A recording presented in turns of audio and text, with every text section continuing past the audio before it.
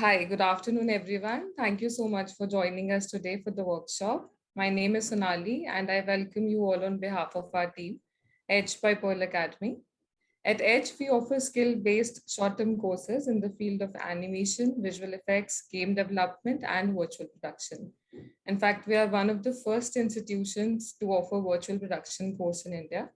And Pearl Academy, it is a brilliant institution, has a legacy of 28 years as India's leading institute in design, fashion, business, and media. We offer 40 uniquely designed creative courses across our campuses in Delhi, Mumbai, Jaipur, and Bangalore. Our today's workshop will be conducted by none other than our academic director, Mr. CB Arun Kumar, who's an industry veteran with a vast experience in the field of animation and visual effects for over 30 years. He's a national award winner for the best director of an animation program. He's a Unity certified developer, Unreal Engine and Blender enthusiast. So may I please request you to please play the video, which will give our attendees an insight about Edge.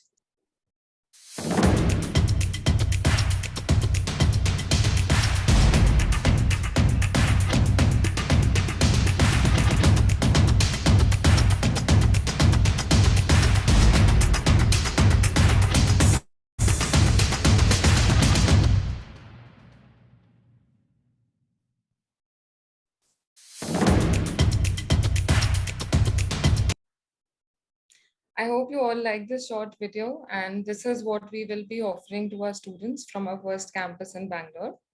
The courses will be offered in different modules. First will be a hands-on at our campus in Bangalore. Online will be available, blended module as well as we will be offering a blended module as well. Can you see the slide? Yes, sir, the previous one, sir. Thank you. So our courses will be delivered in co-partnership with Trazos, which is the #1 school in animation in Spain. And this is the third best institution in Europe and the seventh best worldwide. We've also partnered with IMAG, which would be offering exclusive masterclasses from world's best digital artists. And the best part is that these classes will be offered complimentary to all our students. Please feel free to drop any queries. We will be happy to address them at the end of the session. Once again, please, a very warm welcome to all of you, and I hope you enjoy today's session. Thank you, and Arun sir, please take over. Okay, hi. Welcome everyone to the magic of animation. I am CB Arun Kumar. I've been working in this industry for over 33 years. And in these 33 years, I've done a lot of firsts, which are like quite commendable. I've been associated with the production of the first VFX series, Space City Sigma, in 1989. This was the first series that ever appeared on television. And I was doing both some visual effects for it, and I had written some of the stories. Then I was involved in the production of Gaya Baya, which was the first 2D animation series in India. Much later, I also produced Jungle Tales. I was the director of the series. This was the first 3D animation cartoon series made in India for Cartoon Network and on DD it came. And after that, I had done this music video, which was India's first animated item girl called Lady Chatterjee. It's a music video with this character that you can see.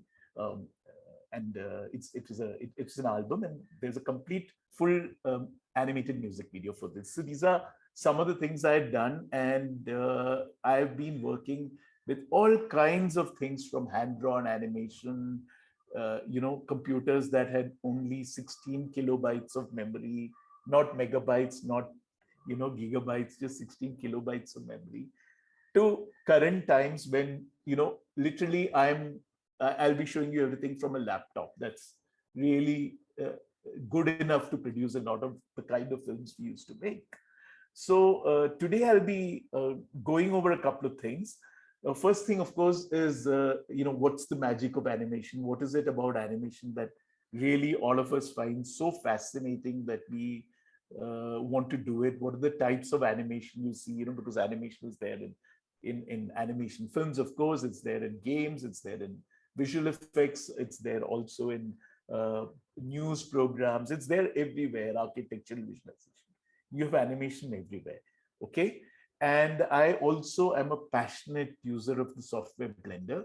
Now, I've used all the softwares that are there, Maya, Max, Lightwave, you name it, lots of software, Alias Power Animator. But currently, I'm specializing in the use of Blender because I feel this is really a great software for independent developers to create their content in, and we'll be talking a bit about that. But first, let's go back and try and understand what is animation. And I don't know if any one of you has seen this little frame of the two lamps, but first of all, the word animation is derived from the Latin word animatio. That means to bring something to life. To animate something is to bring something to life. Now, normally we define life by growth, we define it by movement. If something grows, it moves, we say, oh, it's alive. Plants and animals are alive. We all know that. But what do we do with animation? Animation, we look at this lamp and we say, hey, this lamp is not alive. What is this? It's an inanimate object. We call lamps inanimate objects. And now I'm going to show you a little clip right now, which will, it's one of the early films made by Pixar. In fact, it's the first film that Pixar made that actually made a huge difference to the whole industry. So let me just play this clip.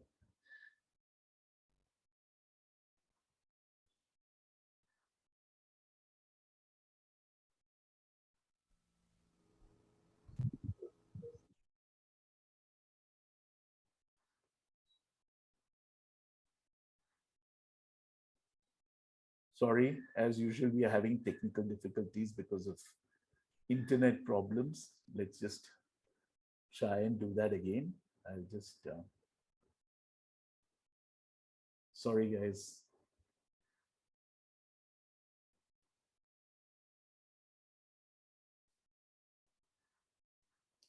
So here's Pixar's Lakshman Jr.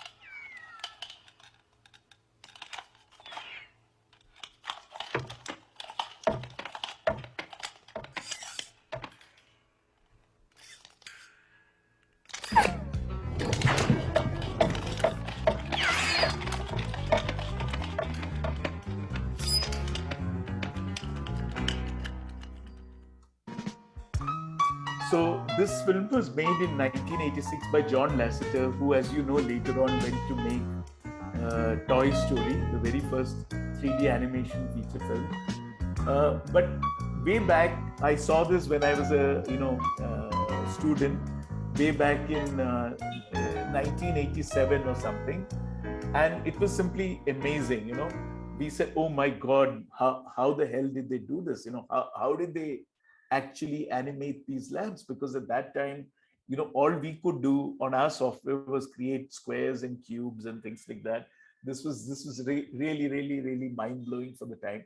And as you can see, John Lasseter made these two lamps come alive.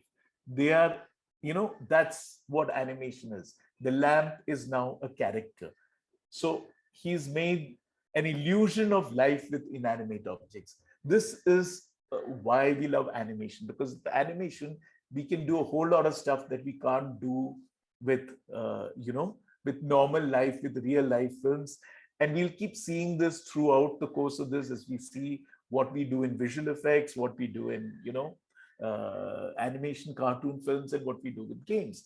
These are all things that if you take a regular camera and you shoot something, you're not going to be able to see any of this. It's just not possible. So this is creating fantastic images using animation. And that's why we call it the magic of animation. And some of the largest media companies in the world today, like Disney, are based on the fact that they are masters at doing this kind of work. So let's move ahead and, look at where animation actually started. What is the history of animation? How did it all start? What are the common terms that are used in animation? Or what's the jargon? What's the lingo? If you're a student, you'll start getting all kinds of crazy stuff thrown at you. People say, oh, there's this and there's that. And very often, the jargon is just the surface. The fact is, there's a lot of core stuff it's the passion of animation that is the beginning, that people were trying to animate, as you can see from this frame, more than 100 years ago. So people have been trying to animate, and today we have computers and life is much easy. But in the old days, people were trying to animate with every possible way. They were trying to see, how do we create animation? So first, I'm going to play a clip of this early 19th century toy. It's called the Zoetrope. This toy is used to create, it spins a set of images to create the illusion of motion. See how beautiful this is. So this is really early animation at work.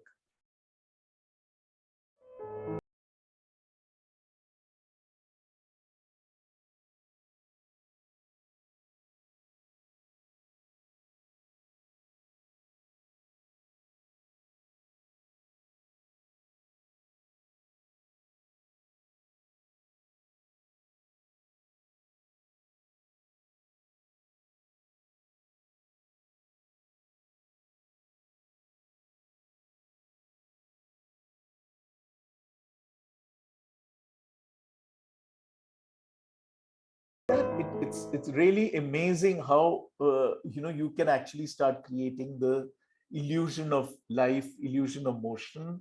And from this early toy, when cinema first came about, people started saying, how do we actually put this to a moving picture? How do we do that? And that's when, one sec, we come to this humorous faces of funny faces, which is the first attempt by somebody to actually try and do animation on a movie. Let's watch this.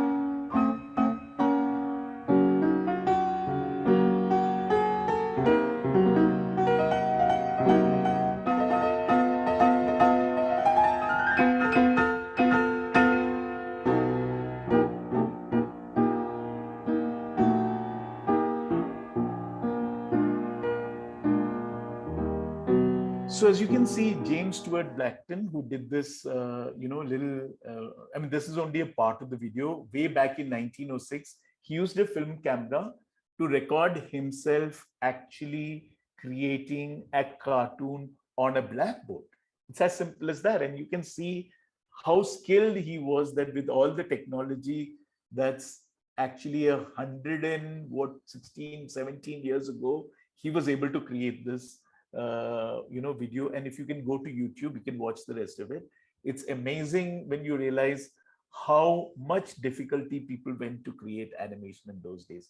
And it was amazing. And you can see him actually in front of the screen, drawing and erasing all the characters and expressions. So when we talk about our industry, which is called the AVGC industry, animation, visual effects, gaming, and comics. So you realize why there is comics, because what happened is animation started with people putting comics to motion. And today also we see comic characters, whether they are, Spider-Man, Batman, all the Disney and the Marvel Avengers, everything. All these characters were comics. And even in India, Motu Patlu, all these characters were comics. So comics is where much of animation has come from, including visual effects films and including pure animation films. All of these came from comics. So this is one of the areas where first cartoonists and comic creators were making this stuff, then they tried to animate it. And today we have a very sophisticated industry. Let's move on a little bit and look at the first kind of proper animation that somebody did. So this is Winsor McKay. He calls himself America's greatest cartoonist, and rightly so, because he created the first animated film. Let's see, watch it.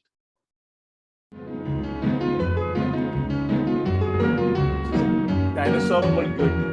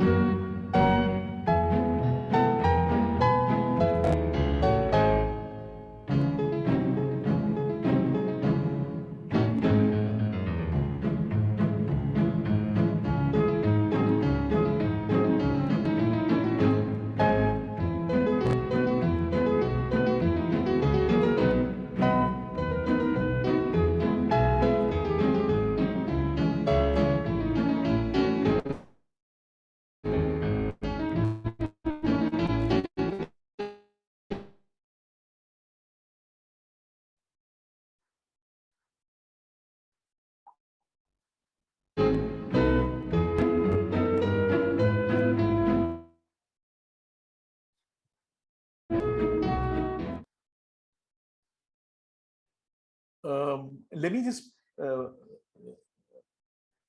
play this one again for people, just to see it once again. I think some people told me that it's got stuck. Let me play it.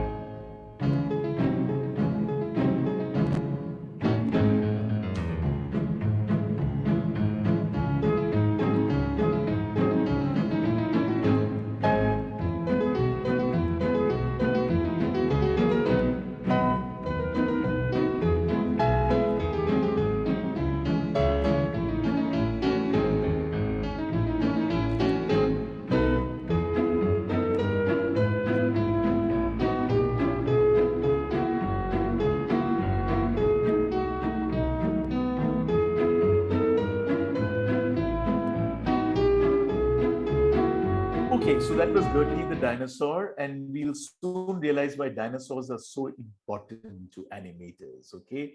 But before we get there, let's look at the first proper animation film that we are all aware of, that is Steamboat Billy. This has got sound, and this has got a lot of things. It revolutionized the world of animation, and it created the world's largest company that deals with animation, visual effects, and so on. That is Disney. So Walt Disney and UB Iwerks, they actually created this cartoon. And please watch this little clip from Steamboat Billy. It's not the whole film, it's a little clip. I'm only showing you clips.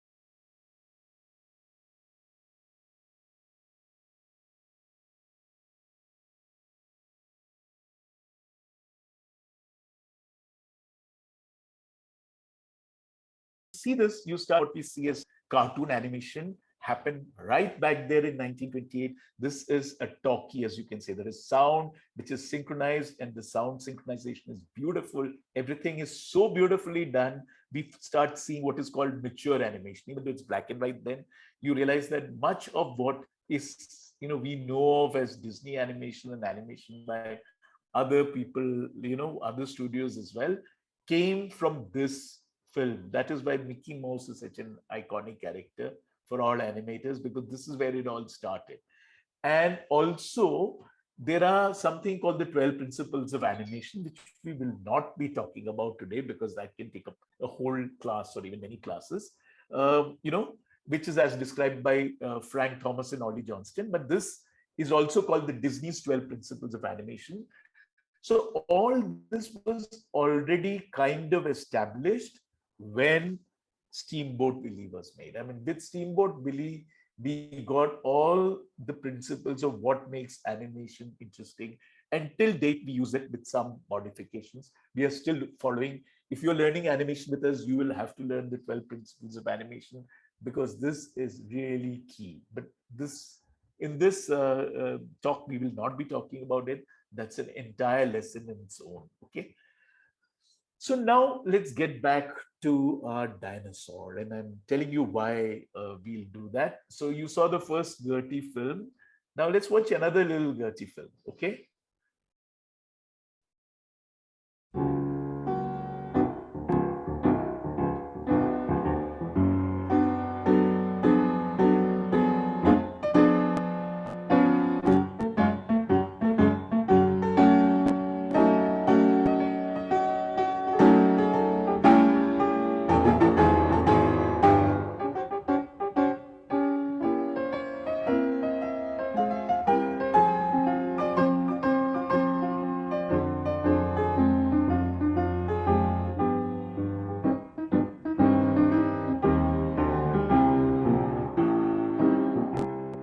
Okay, so when you saw this film, you realized that we have come a long way since the first Gertie film. That was, 5-6 years ago when they made the first Gertie film. It was still looked like, animation was just about starting. But by now, you're seeing what you would later see in Mickey Mouse also, a proper, nicely created animation series. And hold the thought that there is a dinosaur here. Okay. Why there's a dinosaur is we move many years in the future to 1993, when one of the most serious uses of computer animation was made. And guess what we used that to make? Another dinosaur, or a whole bunch of dinosaurs. Let's watch the first Jurassic Park.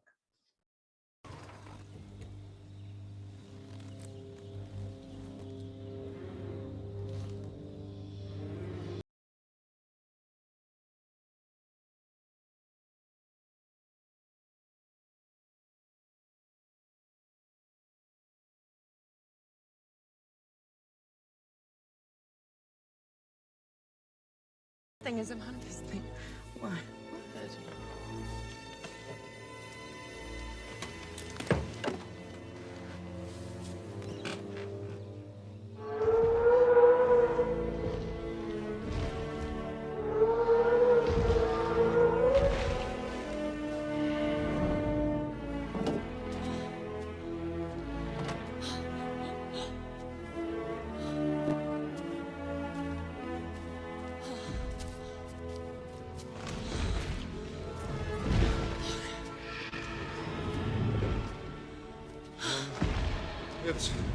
It's a dinosaur.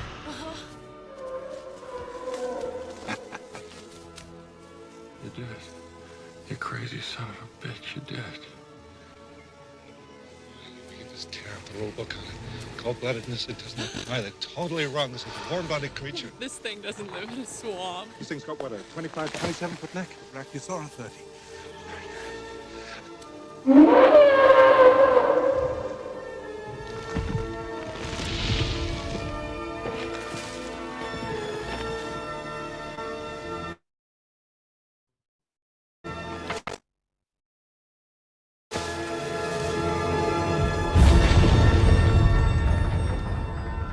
We're gonna make a fortune with this place. So as you can see in the kind of, it moved from being simple cartoonish kind of stuff, the cartoons, to becoming, okay, I can see people have some questions. We're going to answer all the questions in the end. Okay, so post it there, and our team is looking at it, and we'll try and answer all your questions right at the end of the talk. So as you saw, this was the first attempt at trying to create realistic creatures. And now all of you have seen all the films like Jungle Book and all the later Jurassic Parks and all the kind of things. Realize, or seen Indian films like all, you realize that all kinds of creatures are being made in 3D. But way back when the first Jurassic Park came out, it was extremely rare, and it was like a complete wonder that so much could have been done using computer animation. So actually when we look at it, computer animation is not such an old field, but it has been developing rapidly to such a point that we can no longer tell what is unreal and what is real. And which is why one of the main softwares we use to create games and now to create virtual reality and stuff for the metaverse and all is called Unreal Engine. I mean, it is Unreal Engine because it's frankly unreal what you can do with the software nowadays. So let's once again take a look at how animation is used today in today's world. There are a lot of animation styles. If you see, this is a picture of King Kong in the old King Kong 1934 or 36 film. And that King Kong was completely done frame by frame using, puppets kind of thing. So that's called stop motion. And today we have something called Claymation, which is a more sophisticated version of it. You, of course, have all the hand-drawn 2D cell animation, Snow White, the old Jungle Book. You have computer animation. You have stylized computer animation, which is computer animation, but it pretends or looks like its hand is there. Rotoscope animation, which we'll talk about. There's motion graphics, which is largely to moving titles and elements and graphic elements. So it's like graphics in motion, which you see every day in news channels. It's there everywhere. Your weather is motion graphics. Architects are always now visualizing buildings, which is called architectural visualization. That's animation. Medicine people use animation all the time, to create, okay, what does it look like when the heart is failing, or what does it look like when there is a stent being put in the heart, all this medical animation. And also all our products now are actually being first visualized in 3D. If you buy a car, chances are somebody's made a 3D model of the car first, they looked at it, they got an approval, and finally the car is made. So, and it's same for all the products, aeroplanes, ships, whatever it is, or an Apple laptop, or your computer, anything, everything is first designed in a computer, and we visualize it and we animate it, and then we do it. So all these kinds of things are all animation. Animation is not just the three main things we know for. Let's just have a look at the kind of animation styles, for example. On the top left, you have this picture from Tokri, which is by Ecosoft, Spirited Away, seen 2D animation. There's Monsters Inc., which is 3D animation. Here's some architectural visualization. There's some motion graphics, and there's some cutout animation. You can actually cut out pieces of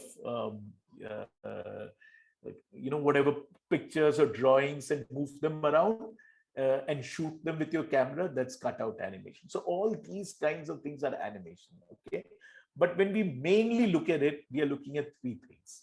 We are looking at visual effects films, which are the biggest thing today.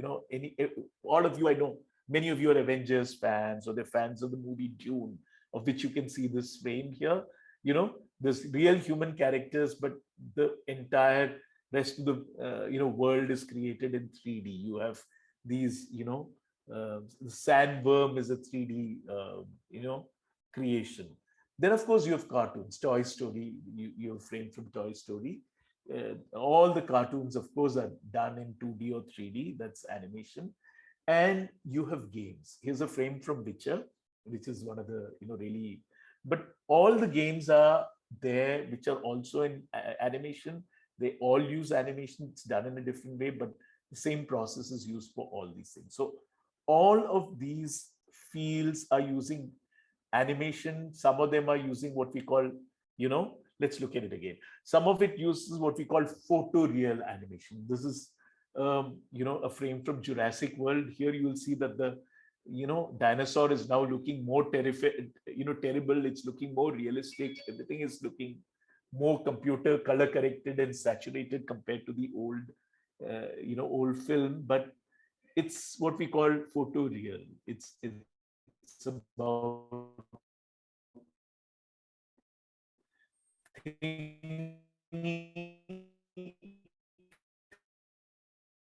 things looking real, style, which we animation, thoughts are working, visual.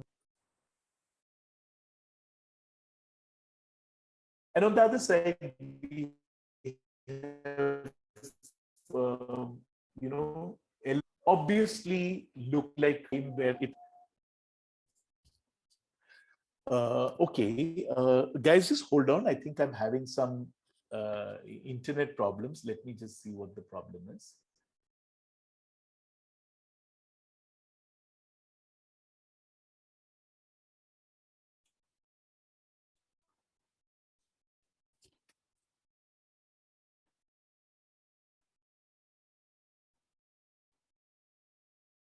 So here we have what we call non-photorealistic renders. These renders are done so that the final animation still looks like it's a comic book. It's got lines on the body, it's got all this thing.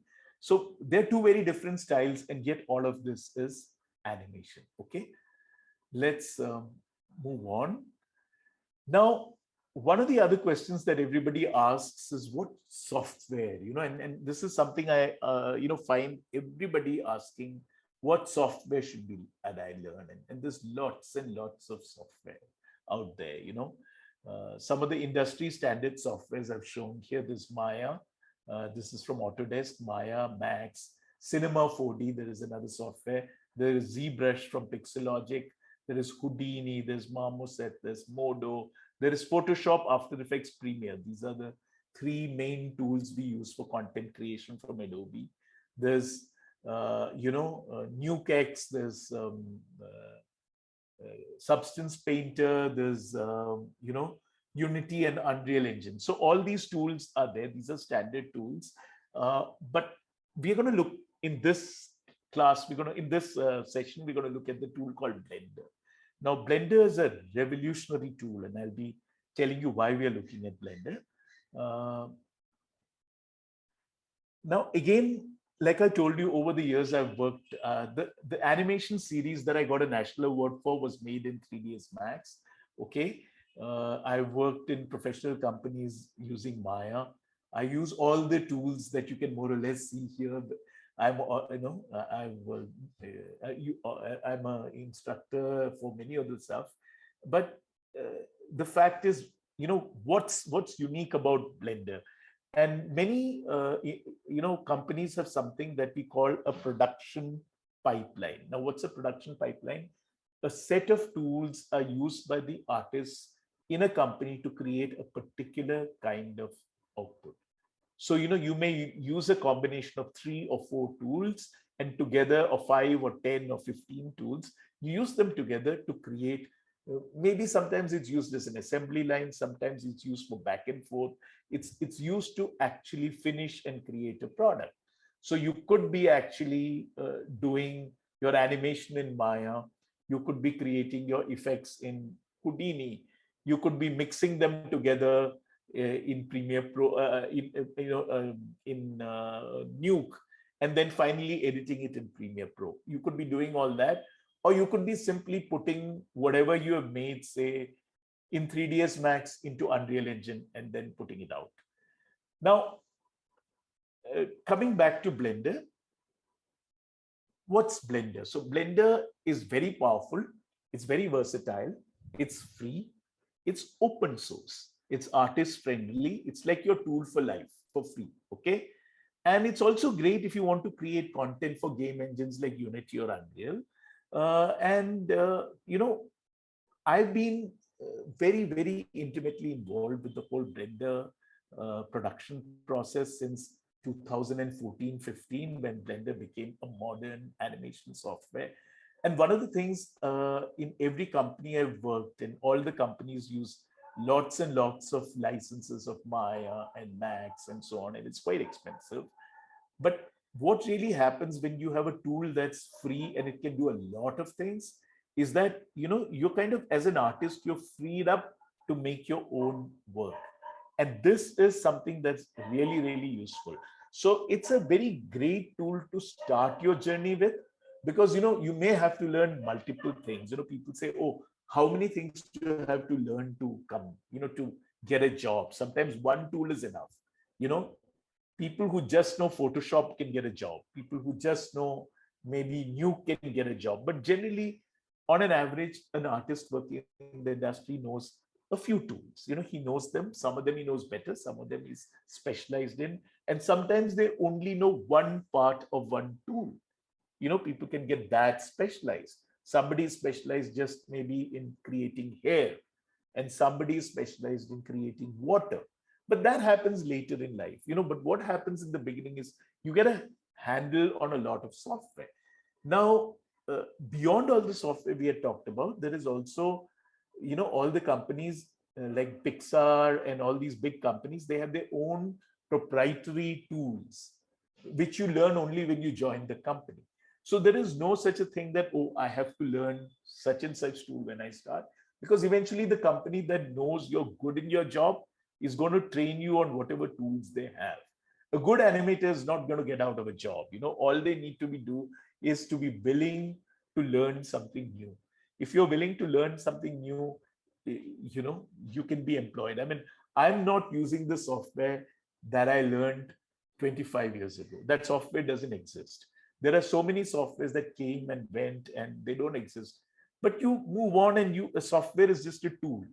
It's like you won't say, oh, I won't write because Microsoft Word is gone. You don't say that, do you? You will write in some other software. So software is only one part of the thing. It's the whole process of actually learning how to create, how to animate, and how to create this wonderful, universe of, of all these, let's say, digital assets that we have today. And that's itself something that once you learn, you can apply it with any tool. I'm going to show you 3 little films made in Blender. These are what we call Blender open movies before we start the software itself. And you'll see how many different, like I was telling you about styles. So you'll see how many different styles actually Blender is able to handle on its own. This is an open movie called Spring.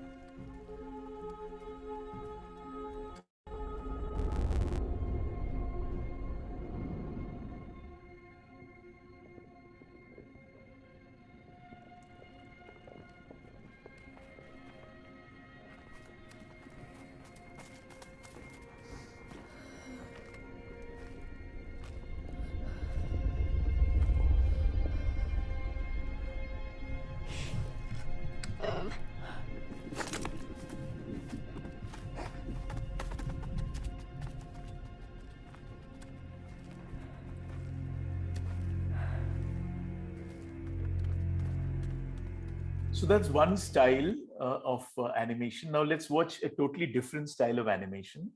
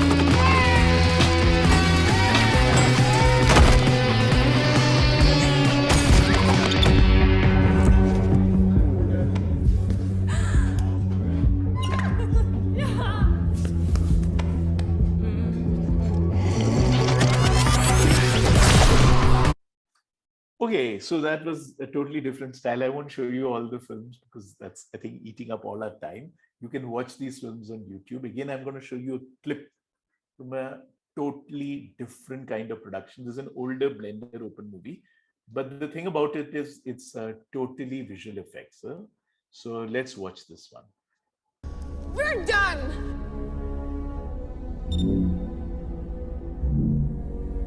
Robot's memory synced and locked.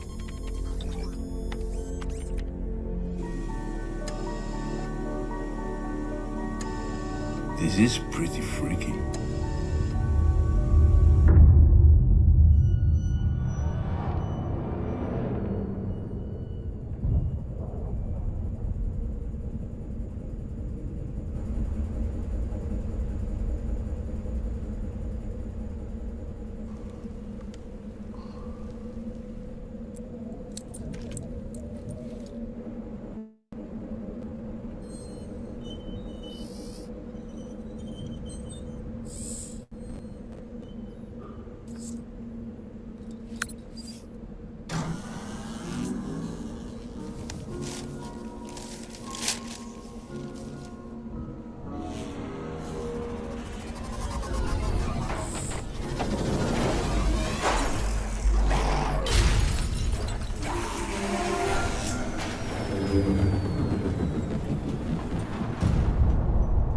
Shouldn't you be down there?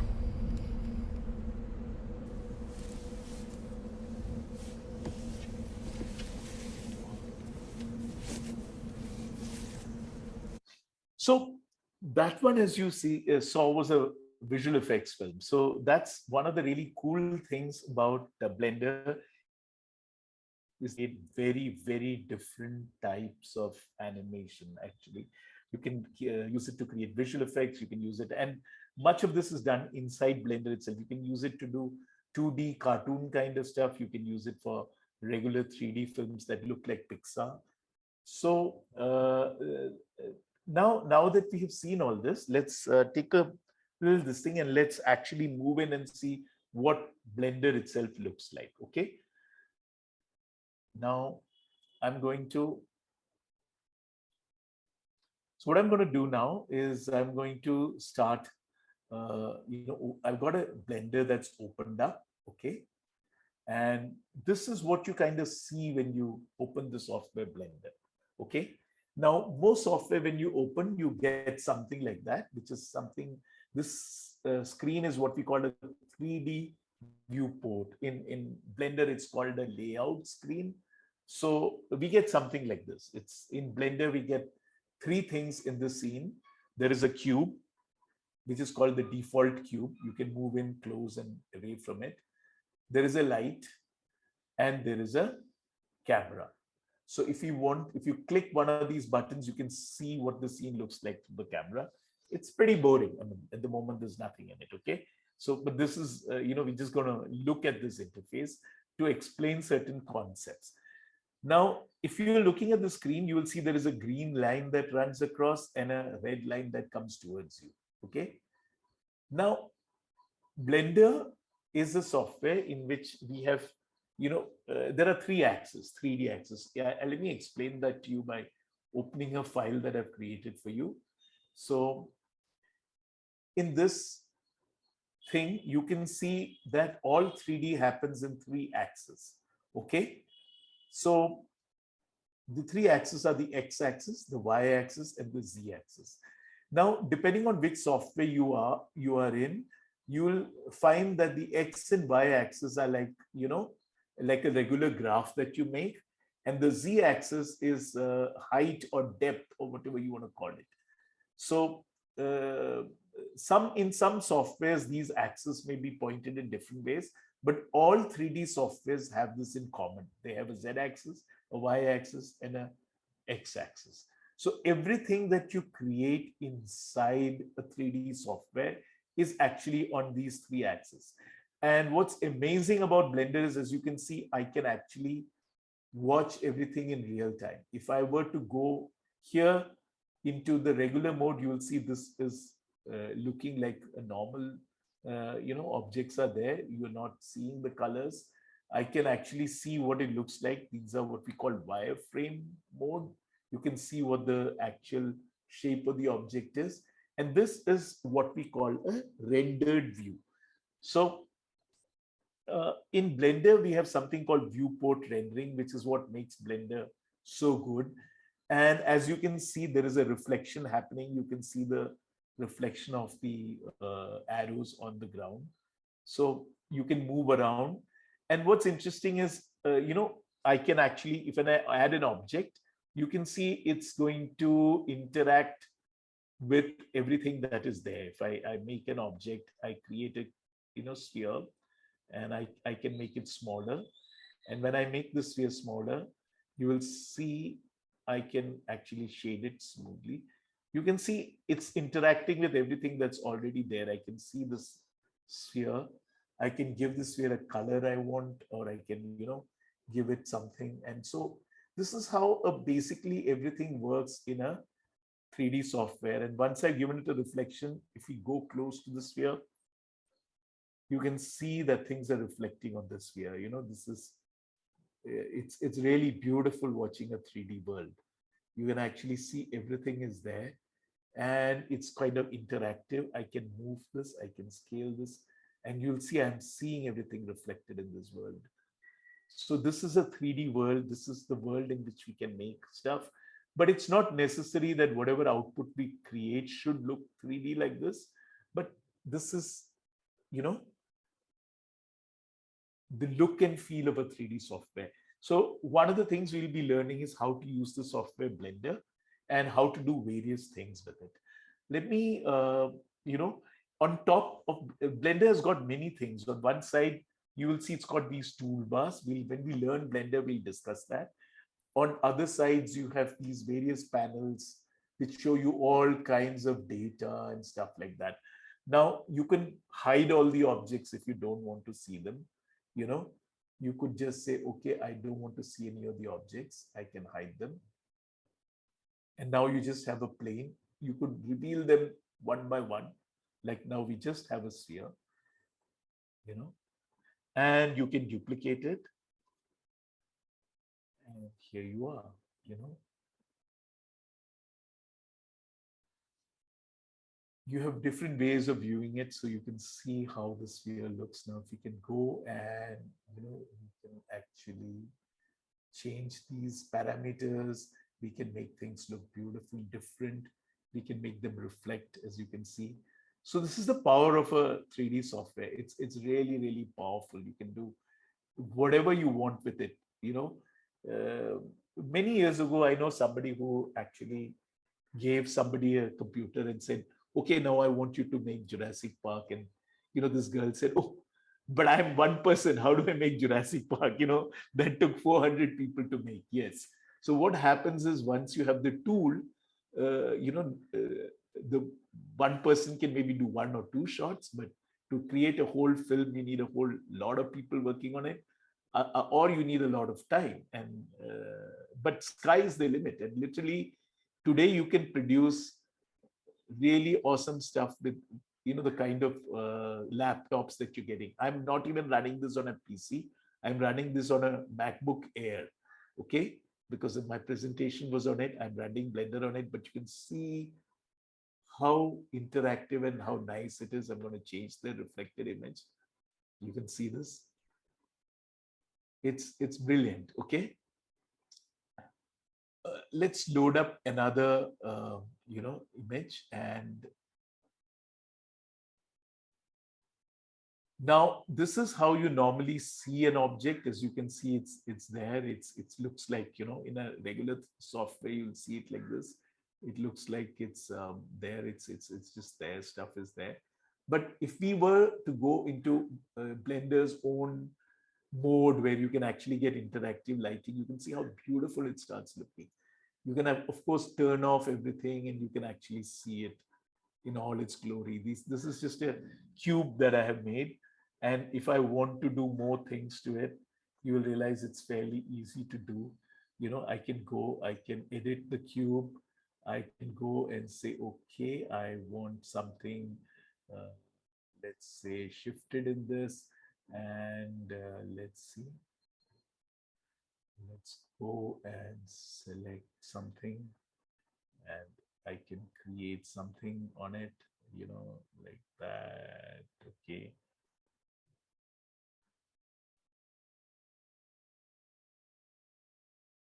And bam, if I go back and view it, you will see I've got a changed objects. It all took a few minutes and all this has come on it, you know. And if I can move it, you can see there is a light that's moving. If I want this light to be a different color, I can go and I say I want a yellow light, and I have changed my scene. You can see how powerful the whole software is. And you can even view it without all the grid and things like that. So you can see what it's like. You know, you can see what happens if we actually reflect things on it. It looks different, but this is the lighting I have created. So this is, again, I have various things hidden inside this object, you know. So you can see all this. We are not actually in this class learning how to use Blender. I'm just showing you what can be done. As you can see, I have a colored light here. Okay. I want to change the light, color of the light. I'm going to make it a red light. And there you got, you know, and whatever. And I could just add one more object to it. Let's say, like I did last time, I can add a sphere to it. Okay. And if I add a sphere and I make the sphere smaller, I just say, okay, I got a sphere hanging around here. And I want the sphere to be really, really reflective. Okay. I want it to show me everything that's there. It's very reflective. it's beautiful how you can go and you can see everything that's happening on it. So you can see the reflections, and it's amazing how the whole thing works, how these softwares work in real time. It's brilliant. You can actually watch everything happen here. It's really a lovely creative tool, and I think it's one of the best tools I've used. And what's really good about the tool is it's absolutely free, and you can make the kind of films you saw just before. And there are a lot of people who do all kinds of crazy things with it. A lot of movies are pre-visualized using Blender, like the new Jurassic World. All the dinosaurs were pre-visualized using Blender by a guy called Jama Jubarev. He's Jurabayev. Jama Jurabayev is an artist. And so here we are, so this is the power of using the software like Blender. And of course, now we are looking at stuff like this, which is inanimate. The other great advantage of using something like Blender is that you get a lot of assets that are completely, this is something I made, but you can get assets that are completely free to use. And I'm going to open one of those files now, and I'll see if I can get, okay, let me see. So this is a character, as you can see. I've got a character. The character is called Rain. And if I look at the character, let me try and light it up. Okay, it's getting. So you can see here's a character. She's a regular little female character. And this is how we get characters, and characters have got elements attached to them that are called rings. And we can actually go and start animating the character. Again, these are, let me just show easy. Internet connection is unstable.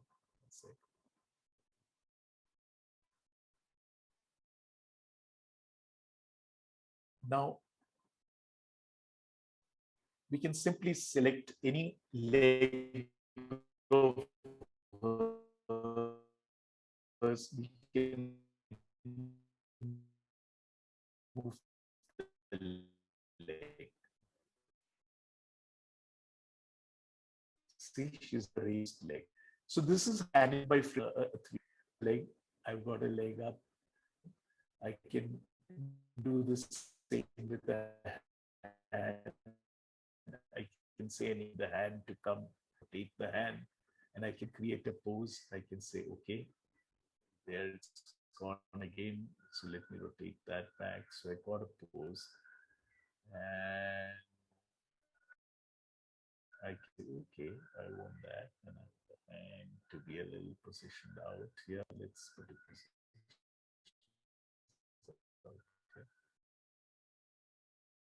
And the interesting thing is, that you can use all of this. You can actually go see the line here, and you can see she's getting, she's getting post in this. I can go and I can see every aspect of her body. I can actually go and say, okay, I can stretch her like a cartoon. I can actually rotate her back a bit if I want to. I can actually, completely adjust her head. Now, when I do this, her eyes are not hidden. When I will be able to. I have animation, which is something you learn much later in studying animation. You'll be learning how to manipulate characters and how to pose them and all that. Like I said, in the earlier one, that there is the 12 principles of Disney animation. We'll be following that. You can see that by moving around, we can actually get any kind of camera position we want. We can get a close-up. We can get the hands. If you want to actually figure out how to curl or move the hand, we can see that. So it's quite amazing what you can actually do on a simple laptop today.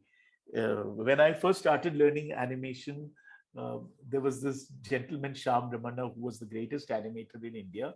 He was the owner of a company called Crest. And he had a computer that cost one crore rupees in order. And this was 1 crore rupees in the 1990s, in order to be able to do animation that is not even as complicated as what you're seeing me do on my laptop. Okay. So this is the power of an open source free software. So once you learn how to create something, there's absolutely no reason you can't do it yourself. People, young 14-year-old kids are creating wonderful films that when I look at that, I feel, oh my God, how's this boy creating it? They're doing it because, on their own little computers at home, you can do it. And learning some tool like this is, I think, critical to being comfortable with all the concepts of 3D. You will later on have to, we've got a whole bunch of programs which you'll see. Let me stop sharing the screen because then we go back and, come back to the that we have. So let me go back to our keynote. So what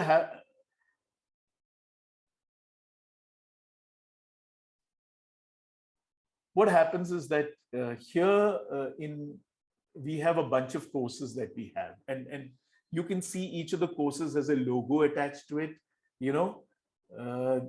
There's some mistakes here, but anyway, essentially there is a Unreal Engine, there is NukeX, there is virtual production, there's computer graphics with bootcamp with Blender. Now all these courses, you will realize that the courses that if you are new to something, one of the places to start is a bootcamp. But if you want to get a job actually and get yourself into the industry, we have all these courses that are international certification courses with one of the top companies in Spain, as we said, Trazos. So Trazos is #1 in Spain. They are #3 in Europe, and I think #7 in the world. We partnered with them to give you courses that will actually give you the skills required to actually say work in a company that's maybe making Avengers. And a lot of these companies have offices here. Many of them have offices in Bangalore, Hyderabad, Pune, and Mumbai, and so on. They all have their centers, and they're all making these films in these cities. And you can join them if you actually do a great job. So this is why I said, okay, let's have a look at it. And our bootcamp courses are courses that actually give you your first taste of any subject. Suppose you are like doing something and you maybe in school or something, and you feel, hey, if I know some of this later on, I can actually do a professional course and get into one of the big companies. That's there. So our professional courses are basically designed to get you into the industry. The other courses are designed to give you a peek into the wonderful world of everything, so that you actually can build on it and do one of the professional courses. So that's all I think we have time for today.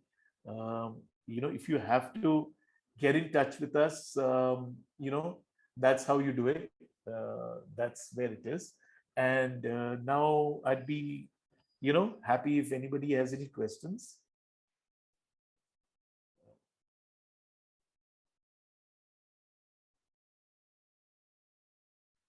Okay.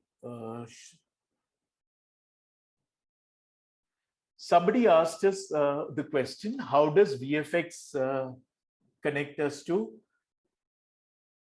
how does VFX connect us to Web 3.0? Who's HR? So see, Web 3.0 has got a lot of elements in it.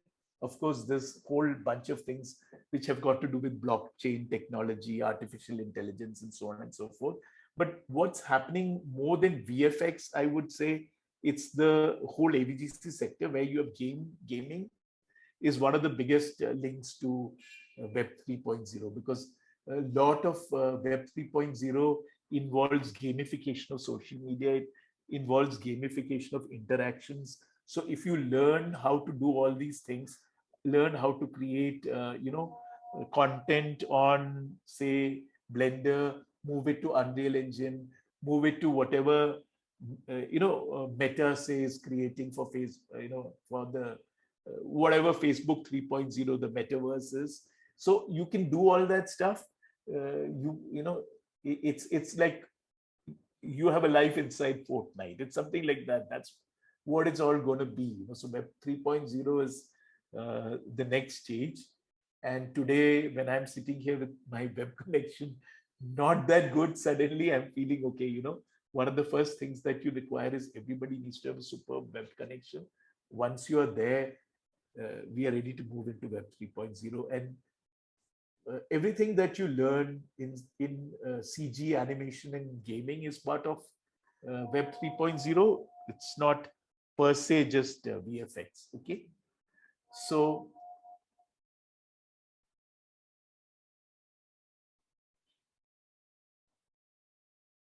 I have not understood Kamakshi's question. Can you make this clearer? Can you be more clear?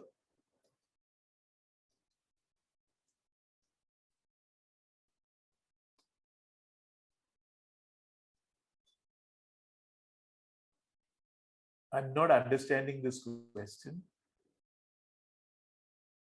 Can you write what you actually want said in it? I'm not able to understand. Let me look at what all is there in the chat. Okay. Let me see. Okay, Ashwini Kumar is asking what configuration do you need for Blender software? Actually, Blender pretty much works on most modern laptops and desktops. It's not at all complicated. It can run on most things. The question is, how good is your performance going to be? So if you have either Apple Linux or a Windows laptop that's within at least 2-3, not more than 2-3 years old, you'll be able to run Blender, especially if it has a graphics card. Now, Apple Macs, the new M1 Macs are an exception. They have a built-in graphics card, but they run Blender extremely well. I'm running it on one of the cheapest machines. If you have one of the Mac Pros, they run Blender very well. If you have a good graphics card like an RTX 3050, 3060, 3070, 3080, whatever, in your laptop, it will run. If you have it in your desktop, it will definitely run. It's going to run even on 5 or 6-year-old desktops. So there's no problem. Any machine can be used to run Blender. The question is, how complex is your scene? So if you can learn on anything. You'll be able to learn on any kind of. I'm running Blender. What I was showing you was on a really, bottom end of the machine as far as this thing is concerned. Okay. So somebody has written 64-bit quad-core CPU, minimum 8 GB RAM is recommended, 16 is recommended. Okay, that's Tanisha has written that to everyone. Yeah, Tanisha is right. Actually, I think literally everybody has a 64-bit CPU. Yeah, like I said, it'll run on 8 GB. It will run on 16 GB. It even runs on 4 GB, incidentally. It actually does. Doesn't run very well, but it will. Okay. So, yeah, if you have a Mac, you don't really need a graphic card. If you have one of the newer Intel PCs also, you don't need a graphic cards. But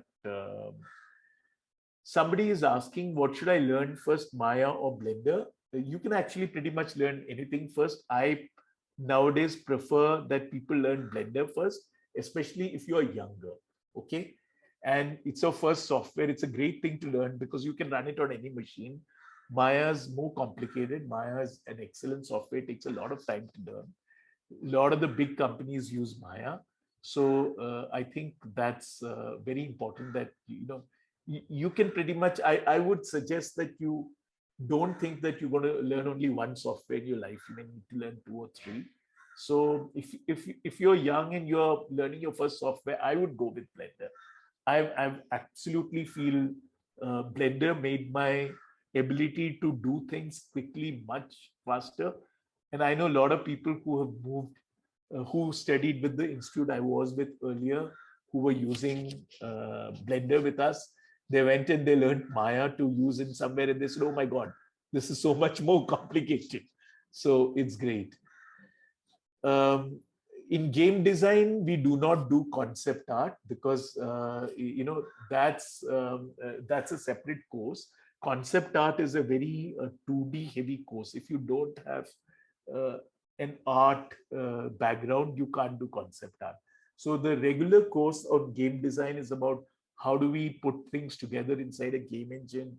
How do we create a game? How do we use assets? Or how do we create some assets? We generally use somebody else's designs, in concept art. If you have to develop concept art, we'll have a new course or separate course for concept art. And it's essential that you have an art background to be able to create concept art. It's very difficult otherwise. Okay.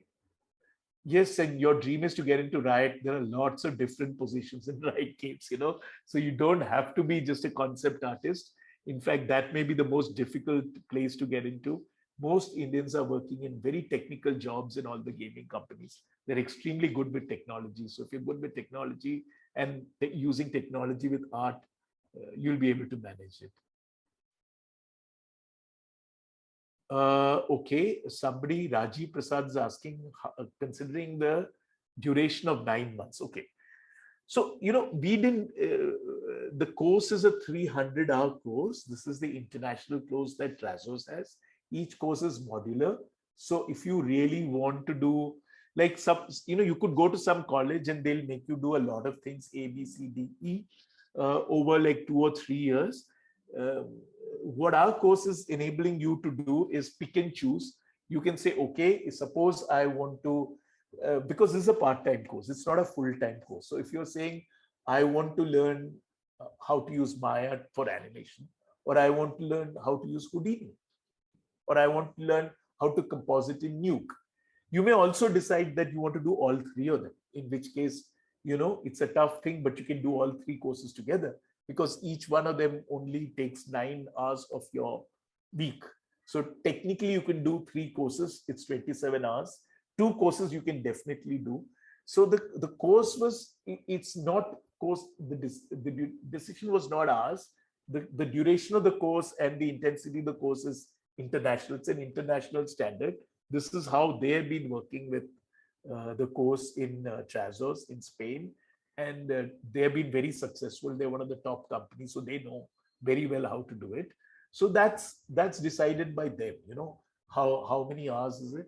So you do 300 hours, you get to a certain level of proficiency, and that's pretty high, because when you do an average Indian course, you're not, what happens is they actually make you learn 10, 12, 13 different things. And the problem is you may end up doing 1 or 2 years, but you never really end up mastering. I had a friend whose son was studying in Manipal, and he had a 3-year course, and only the last semester they learned what was required to work in the industry.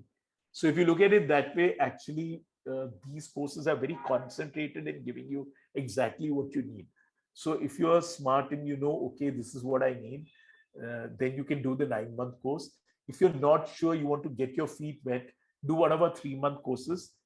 You'll then be able to do a 9-month course and get into the only difference to this is our 9-month course in virtual production.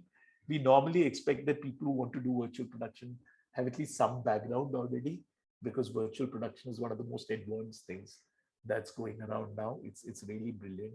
Like, Mandalorian was made with virtual production.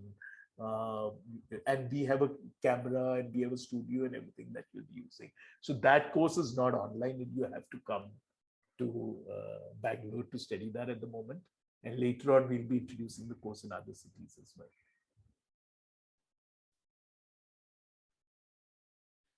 Yes, depending on which course you are studying, hyperreal texturing is included. There's no such a thing as hyperreal compositing. So it's hyperreal texturing. Compositing is obviously included in the Nuke course. It's not included in the animation course. So Nuke is all about Blender is pretty good for 2D animation as well. I mean, it's a question of what you want to do. As I showed you, people have done excellent stuff for that.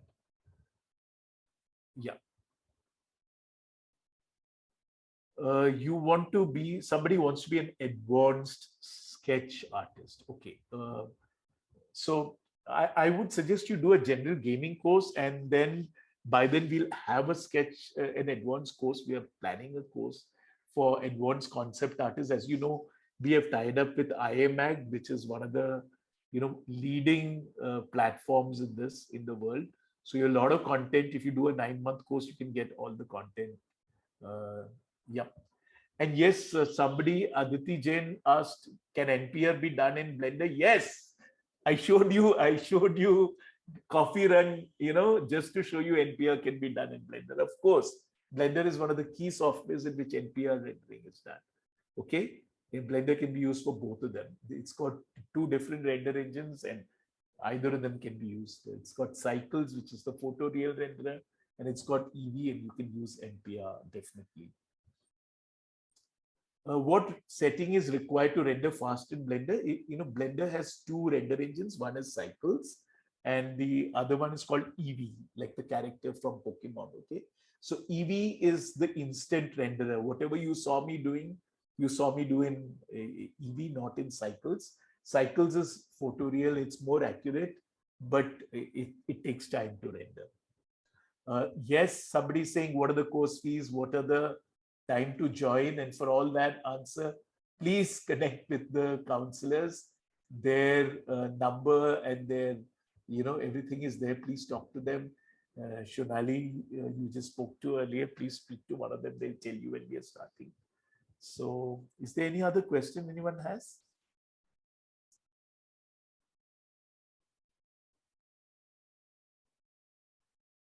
Any more questions?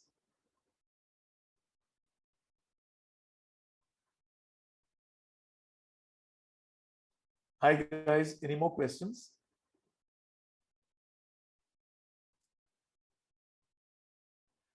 Is it important to be good in art drawing stuff to make a good level in VFX? No, not for art, not for VFX. If you want to be a concept artist, you have to be an artist because it's concept artist.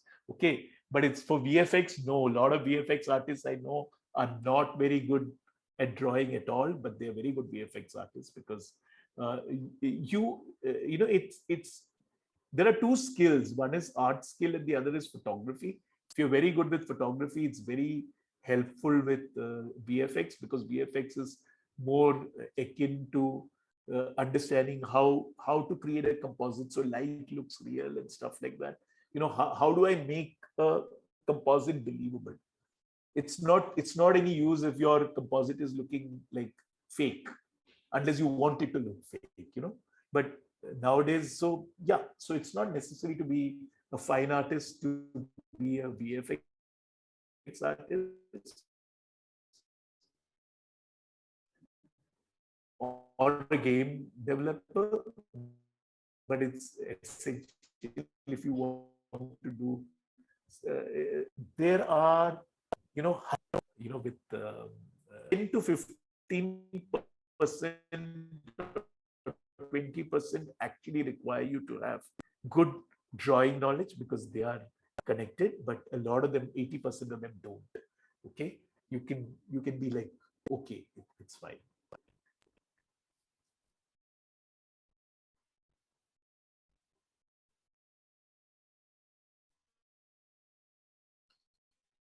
Any questions?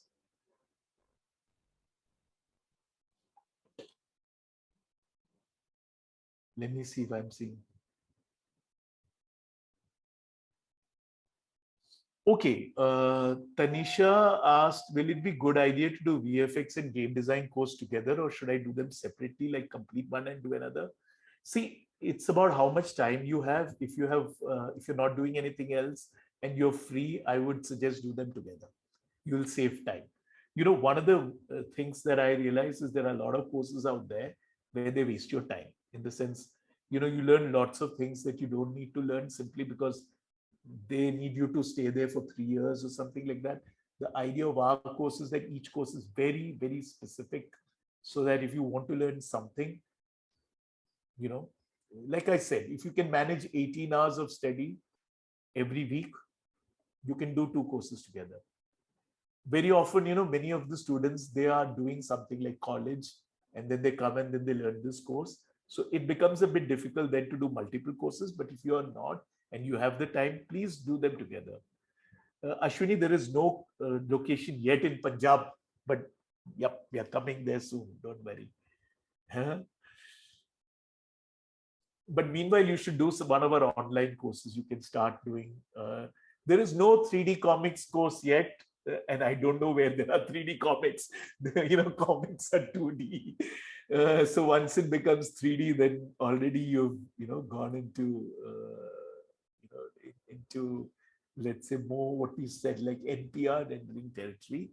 But we will be doing art comics course. Like I said, we will be developing that, and it should be available soon. Keep a lookout for our announcements, and we'll be having a product for you. It's something that we are thinking of. Any other questions? Let's see.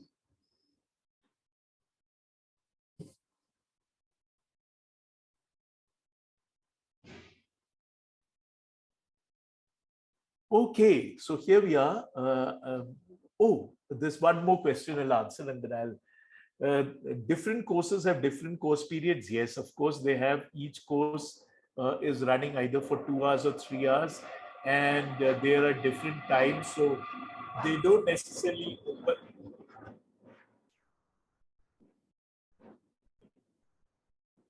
That was a jet above me. So they don't overlap, so you will be able to do 2 at the same time. Which course is the latest one? Okay, all our courses are the latest ones, but the latest course is the one on virtual production. No other school is offering a course on virtual production. We are, I think, the first people to offer a course on virtual production. So if you want the latest course, that's the one. What's the lab, studio, and faculties? Okay, so we are setting up a facility in Bangalore, the first one, and if you want to study in Bangalore, that will be the first one. Later, we'll be having in Bombay and Delhi. But our first facility this year is in Bangalore, and we are having state-of-the-art computers there. Each computer is having a 27-inch monitor. They have like RTX graphics cards, and we'll have a lab. And soon, if you keep checking out our website, we'll tell you when you can come and visit our site and see all our computers. We'll have the latest gaming computers. Each machine has i7 processor, 32 GB RAM. They're good machines. They're not like normal school machines. So they're really well designed to handle all the tasks that you need to do in our course. Okay. So that's it, guys. Please share your contacts or whatever you need with our counselors for more questions. And it was wonderful having you here with us. Thank you.